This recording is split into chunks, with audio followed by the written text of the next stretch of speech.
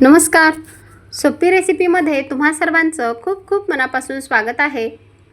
आज बनवूया झणझणीत चमचमीत खारं वांगं.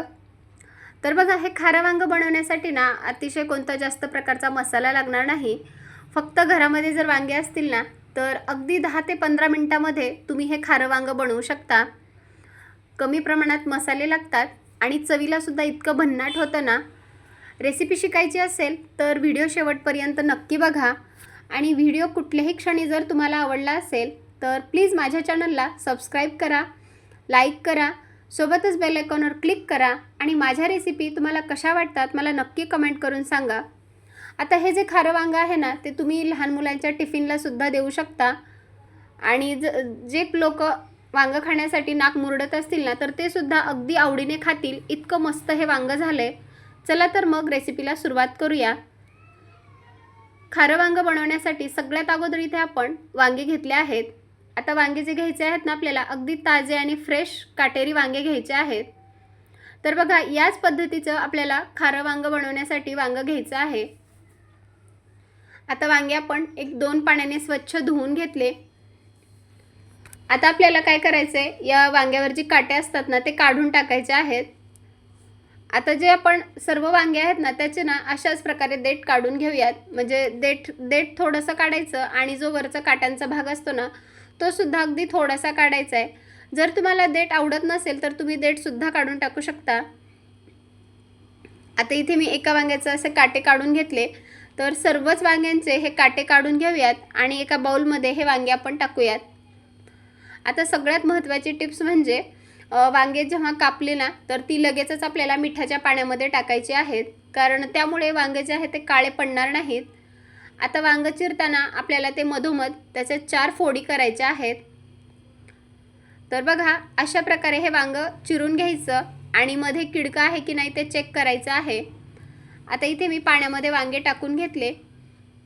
जे बाकीचे राहिलेले वांगे आहेत ना ते सुद्धा आपण अशाच प्रकारे चिरा पाडून घेऊयात. यामुळे काय होतं, पूर्ण मध्येपर्यंत आपल्याला जो आपण मसाला बनवणार आहेत ना तो भरता येतो. आता पाण्यामध्ये मीठ टाकून घेतलं, कारण यामुळे ना वांगे जे आहेत ते काळे पडणार नाहीत. मिठाच्या पाण्यामध्ये हे वांगे ठेवूयात आणि हे जे वांगे आहेत आता 5 ते 10 मिनिटासाठी बाजूला ठेवूयात. आणि आता जर वांग्यामध्ये भरण्यासाठी मसाला तयार करूयात. मसाला म्हणजे काही एवढं जास्त कोणते मसाले नाहीत, जे घरामध्ये साहित्य आहे ना तेच आहे. 1 वाटी भाजलेले शेंगदाणे वापरायचे आहेत.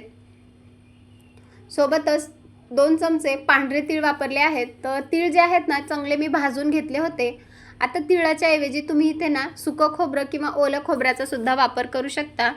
भरपूर सारी कोथिंबीर, 20 ते 25 लसणाच्या पाकळ्या घेतल्या सोलून, 4 ते 5 हिरव्या मिरच्या आणि सोबतच 1 चमचा जिरं.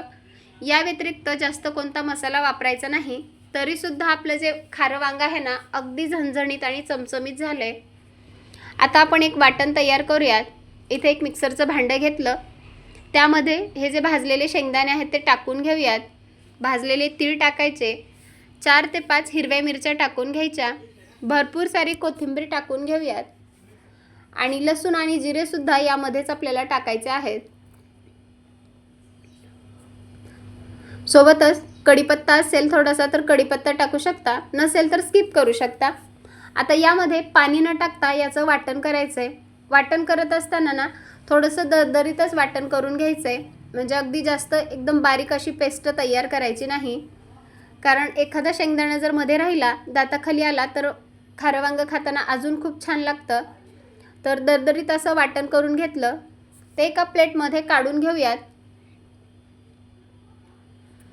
आता बघा, सुरुवातीला ना यामध्ये थोडंसं मीठ टाकायचं होतं, पण ते लक्षातून गेलं. तर मी आत्ता थोडंसं चवीपुरतं मीठ टाकून घेतलं आणि मसाल्यामध्ये मीठ चांगल्या प्रकारे व्यवस्थित मिक्स करून घेऊयात.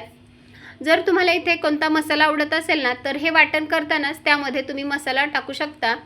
कांदा लसूण मसाला असेल किंवा गोडा मसाला असेल, गरम मसाला असेल तर तुम्ही यामध्ये टाकू शकता.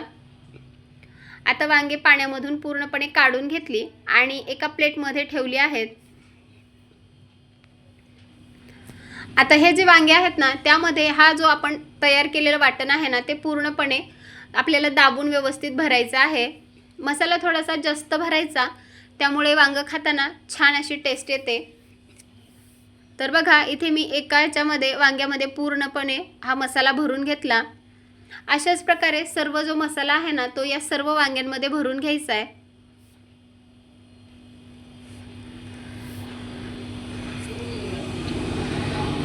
इथे बघा आपण सर्व वांग्यांमध्ये ना मसाला भरून घेतला आणि थोडासा मसाला शिल्लक आहे ना तर तो आपण नंतर फोडणीच्या नंतर टाकणार आहोत।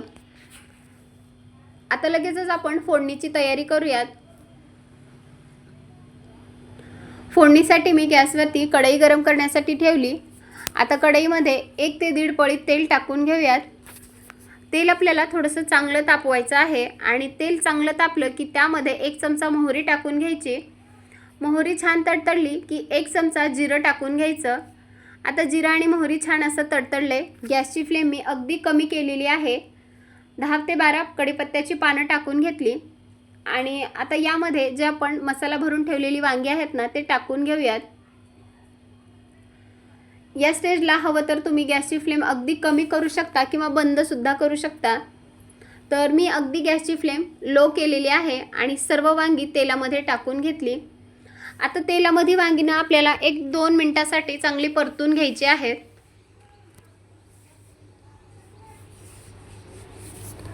तुम्ही कधी खारं वांग खाल्लं आहे का? जर खाल्लं नसेल ना तर या पद्धतीने एक वेळेस नक्कीच करून पहा, कारण ही जी पद्धत आहे ना ती माझी आई बनवायची। मी त्याच पद्धतीने आज तुमच्यासोबत ही रेसिपी शेअर केली आहे।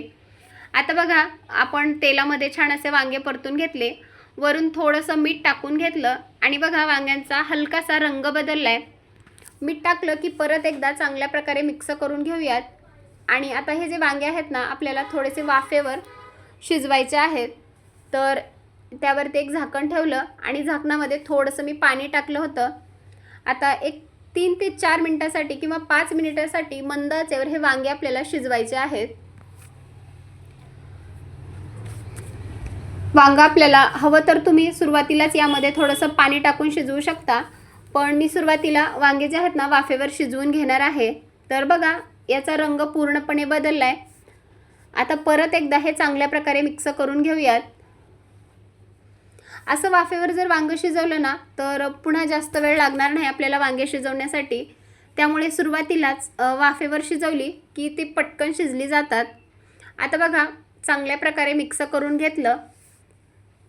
आता यामध्ये 1 ते 1.5 चमचा कांदा लसूण मसाला टाकायचा आहे। यामुळे ना आपल्या जे खारं वांग आहे ना त्याला खूप छान अशी टेस्ट येते। जर आवडत नसेल तर स्किप सुद्धा करू शकता। आता मसाला टाकला की परत एकदा चांगल्या प्रकारे मिक्स करून घेऊयात आणि आता यामध्ये आपण पाणी टाकणार आहोत। तर अगदी 1 कप किंवा अर्धा कप पाणी टाकायचं आहे, यापेक्षा जास्त पाणी करायचं नाही, कारण आज आपण खारं वांग बनवत आहेत तर जास्त पाणी वापरायचं नाही। तर इथे मी 1 कपभर पाणी टाकलं। जर तुम्हाला आवडतच असेल तर थोडंसं अजून पाणी वाढवलं तर काही हरकत नाही। आता जो राहिलेला शिल्लक वाटण होतं ते सुद्धा यामध्येच टाकून घ्यायचं आणि परत एकदा चांगल्या प्रकारे हे जे वाटण आहे ना ते वांग्यामध्ये मिक्स करून घेऊयात।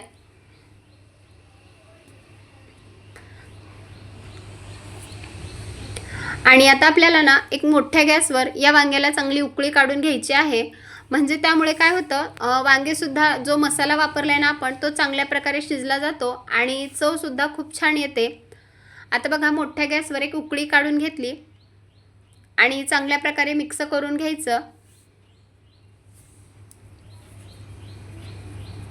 आणि बघा रस्सा जो आहे ना ते थोडासा दाटसर झालाय।